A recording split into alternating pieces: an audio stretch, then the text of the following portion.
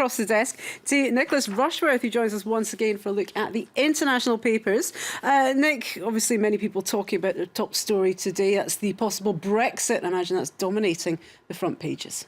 It is indeed, Hala, and let's go right away to 3 front pages which do some of the storytelling about BoJo, now nicknamed BoGo, of course, and that is Boris Johnson. And he's stolen the spotlight from David Cameron, the Prime Minister of the UK, as he returned from Brussels over the weekend with that special deal for Britain's EU membership. Now, Boris Johnson, there also you can see there on the Wall Street Journal front page saying Mayor backs Brexit. The Guardian, Johnson comes out of for Brexit, and the Independent saying Boris is out for himself.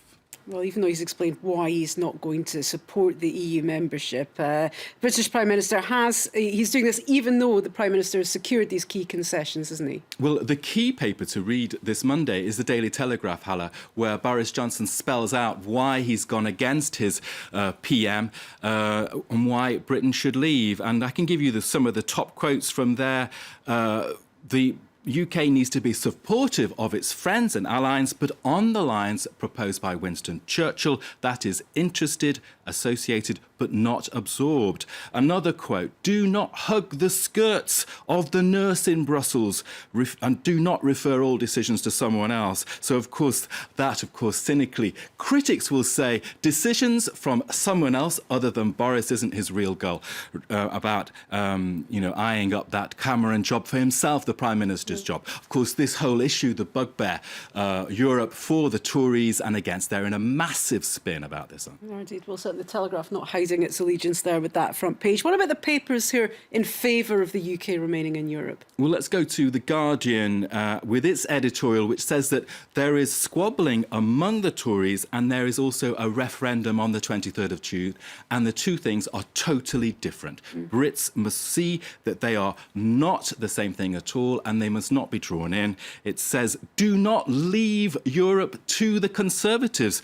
It says Tory machinations could now lead to an early general election. That's the kind of thing we'll be seeing a lot of in the next 4 months. So it says Brits should follow Cameron, the Labour Party, Nicola Sturgeon of the SNP, and most of UK parties, but not the UKIP's Nigel Farage. That's a story we'll be keeping a close eye on over the months to come. But another political story dominating the papers is Donald Trump, of course, in the United States. He's surging ahead in the first Republican primaries. Well, I just want you to look at this pic on Twitter, tweet pic, showing Boris Johnson and Donald Trump. Donald Trump getting the news headlines over the weekend with that win in South Carolina, the primary there. The hair issue we will not mention. Boris has had a haircut, obviously, for the Brexit campaign. Let's go to the more serious stuff in the Washington Post. A kind of panic article by a bleeding heart liberal, no less, a Democrat voter, saying we've got to stop Trump now. There you can see that headline. A comment piece saying that the moment for the Republicans to move is now.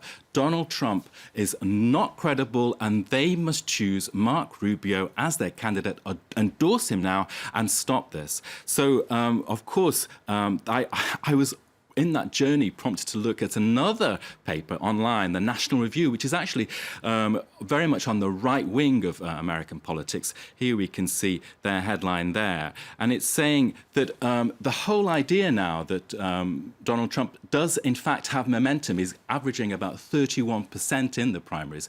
This is not the case. He would have to have far more, this piece argues. And it says that when it comes to the convention with the Republicans, they will actually go ahead and take a person from the Republican Party machine and they will stop him. And it's not inevitable.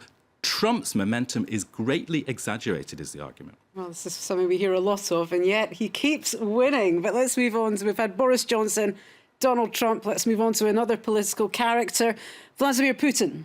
Well, we've got two wannabes there, BoJo, and we've got Donald Trump. But Vladimir Vladimirovich Putin is in power, and the Sunday Times is saying that he is not doing the nice things with Angela Merkel at all. She fears a plot to weaken her over the migration crisis, the migrant crisis. Now, Berlin is saying it is investigating. Officials are saying they are convinced there's a mix of media manipulation, spying, political and military pressure directly against her, aimed at least damaging her, even possibly toppling her. So that's a bit of realpolitik there from the Sunday Times about what happens when certain types of people get into various political offices. Thanks for that. Nicholas Rushworth with the International Press Review. Stephen Carroll, of course, taking us through the business stories. And I am Hal Mohiuddin on Live from Paris. Do stay with us. We have all the latest world news still to come. Plus our focus reports. We're going to take you behind the scenes at the ship that's got Charles de Gaulle's back. I'll tell you more after this short break.